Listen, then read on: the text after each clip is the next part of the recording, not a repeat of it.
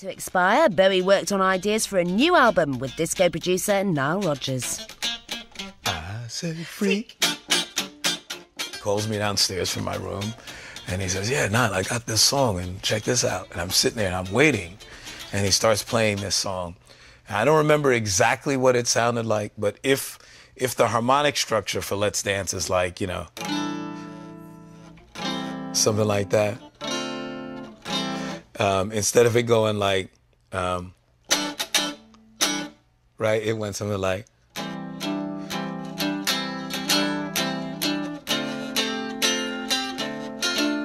let's dance to the songs we're playing on the radio, something like that. I mean, it was very, very different. And I sat there looking at it and going, God, it must be great to be you.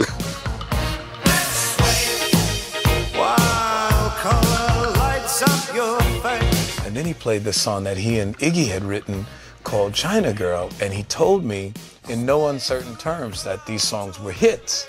I kept saying to David, trust me, bro, when we get back to America and we get with my guys, it's going to be a whole new boat. I says, if I call a song China Girl, it better sound Asian or something.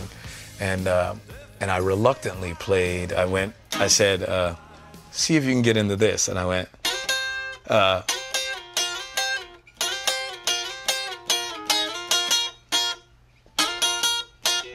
and I just played that for him. And I says, what do you think about that?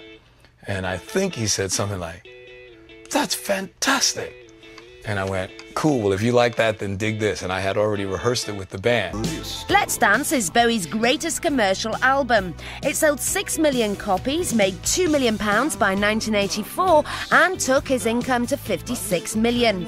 But Nile doesn't feel he got the credit he deserved for Bowie's biggest hit. I looked at all of the interviews at the time, and I have to say, I was somewhat upset. I've said this many times, you know, when I open up Time magazine, I'm like, oh, wow. Then I opened the article, and I wasn't really mentioned. And subsequently, I don't feel like I'm mentioned in the same light as some of his other producers. In '93, he asked Nile Rodgers to collaborate once again. My motivation when we did Black Tie, White Noise was to really top Let's Dance. That's all I kept thinking about. Let's top Let's Dance. We can do it. We can do it. We can do it. It's no problem. But David's motivation was different. The aim was to try and do something that was artistically fantastic. And if it happened to be commercially successful, then that would be great too. Which is probably mostly the way he makes records. And Black Tie White Noise was artistically acclaimed, but wasn't a commercial success. We just were almost like two individuals coming together again, and it wasn't like the kinship that we had on Let's Dance. It was a very different project.